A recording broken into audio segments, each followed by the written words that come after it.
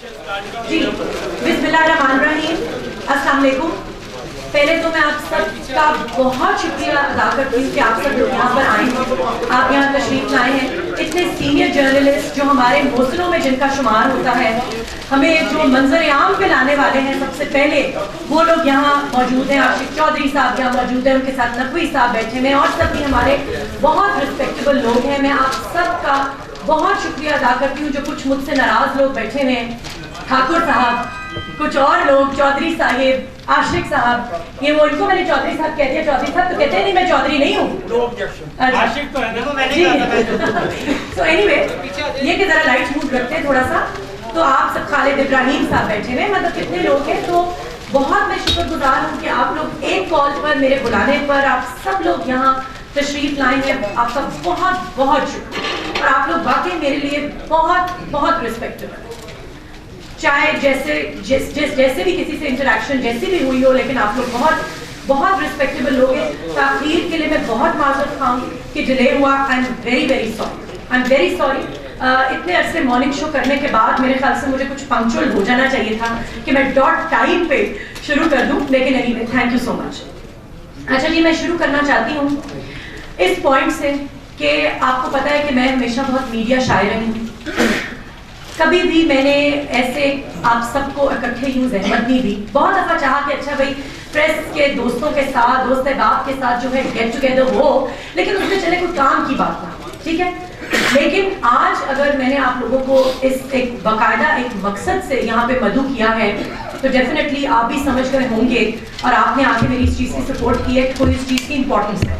सो इसलिए यहाँ पर आप सब लोग आए जी। कुछ ऐसा सिलसिला है कि बहुत सी रियलिटीज़ होती हैं और बहुत सी परसेप्शंस बन जाती हैं।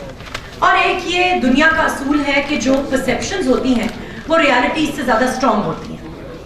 पता नहीं क्या क्या इम्प्रेशंस लोगों को मिल जाते हैं। कुछ हम लोगों की भी कोताहियाँ होती हैं कि हम वो इम्प्रेशंस जो हैं उनको रीइंफोर्स कर देते हैं। कुछ हमारे ऐसे जुमलों से, कुछ हमारी ऐसी हरकतों से, ऐसी बातों से लोगों को लगता है कि नहीं भाई ये चीज़ है, ये ऐसी लग रही है तो ये ऐसी ही होगी, लेकिन हकीकत में वो उसके बिल्कुल बरक्स होती है। यूसुफ बेग मिर्जा साहब जो कि MD PTV हैं, मेरे शौहर हैं, उनके साथ मेरे अभी एक बेटे की वलादत हुई है 19 नवंबर 2011 को। अमेरिका में मेरा बेटा पैदा हुआ है। मेरे बेटे का नाम है मोहम्मद मुस्तफ़ा मिर्जा और प्रोवो यूटा में वो पैदा हुआ है USA में 19 नवंबर 2011 को।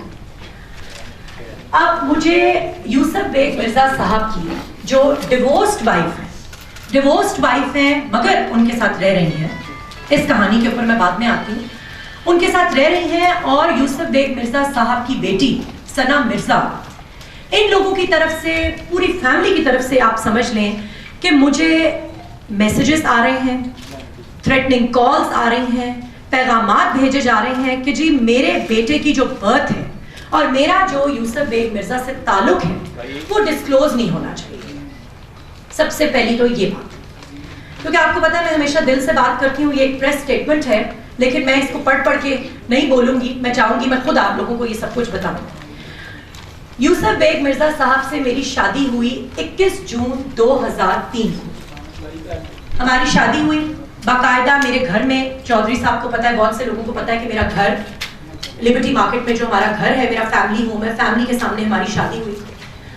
उस निकाह नामे में ये क्लियरली दर्ज है कि यूसुफ बेग मिर्जा की उस मौके पर कोई एग्जिस्टिंग वाइफ नहीं है।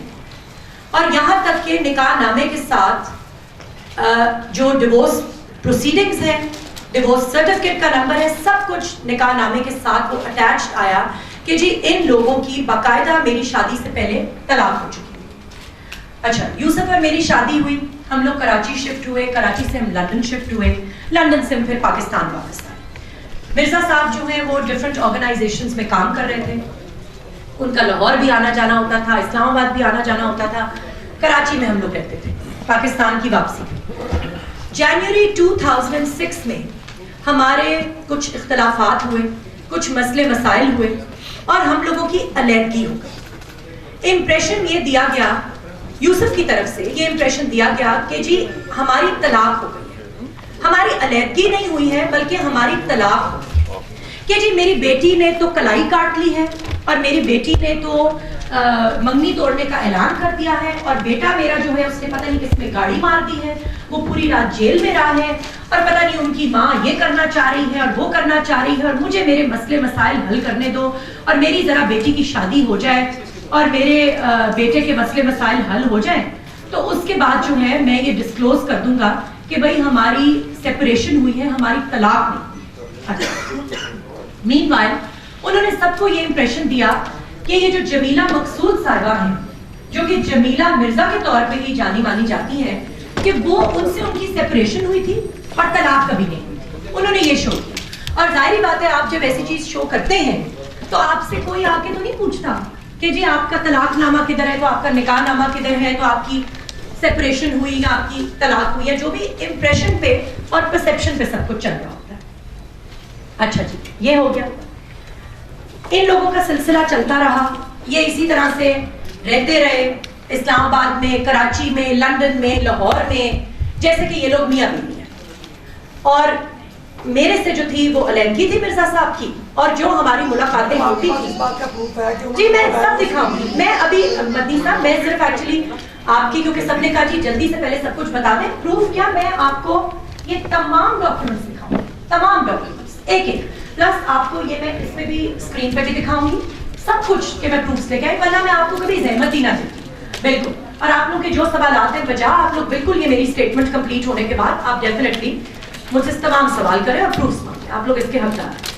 اینی وے جی ہماری جو ملاقاتیں ہوتی تھیں 2006 سے لے کے ٹل 2010 2011 ہماری وہ ساری ملاقاتیں ایز ہسبینڈ اینڈ وائف ہوتی تھیں, ڈسکریٹلی ہوتی تھیں, کیونکہ آپ کو پتا ہے کہ بیچ میں مرزا صاحب جو ہیں وہ پی ٹی وی کے ایم ڈی بن کے آ گئے 2010 میں تیسری دفعہ, اور میں پی ٹی وی پہ مارننگ شو کر رہی تھی.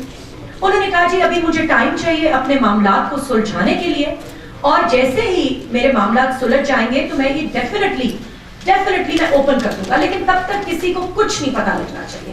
اور تب تک انہوں نے انسسٹ کیا کہ میں, کیونکہ میں اپنے پیرنٹس کے گھر رہ رہی تھی لاہور میں, انہوں نے کہا کہ جی میں فیملی, فرینڈز, شو بز سرکل, میڈیا, پروفیشنل جو بھی لوگ ہیں سب کو میں یہی ظاہر کروں کہ ہماری طلاق ہے, ہماری سیپریشن نہیں ہے, ہماری طلاق ہے. ٹھیک ہے. اچھا کوئی پیپرز نہیں مجھے دیے گئے تھے, کوئی میرے پاس کوئی اس کا ریکارڈ نہیں تھا, یہ سب کچھ زبانی کرا دیا. اچھا جب یہ پی ٹی وی کے ایم ڈی بن کے آئے تو انہوں نے کہا کہ نہیں اب معاملات بس کچھ سلجھنے کی طرف ہیں, میں چاہتا ہوں ہماری فیملی بھی ہو, ہماری اکٹھی آپس میں ہمارے بچے بھی ہوں, اور یہ سب کچھ ہم پلان کرتے ہیں, ذرا ٹائم چاہیے. اچھا جی ٹائم گزرتا رہا, کام چلتا رہا. مین وائل یہ اپنا وہی فیک فساڈ جو تھا انہوں نے رکھا کہ جی یہ فیملی بن کے, میاں بیوی بن کے یہ لوگ گھوم رہے ہیں, شوز میں آ رہے ہیں, اٹھ رہے ہیں, بیٹھ رہے ہیں, دنیا کو یہی پتا ہے. اچھا جی اس کے بعد کیا ہوا کہ فیبرری مارچ 2011 میں جب میں نے ان کو بتایا کہ دیکھیں I am expecting, I am on the family way, تو اب یہ معاملات جو ہیں پلیز ان کو ذرا اوپن اپ کریں, پبلک کریں.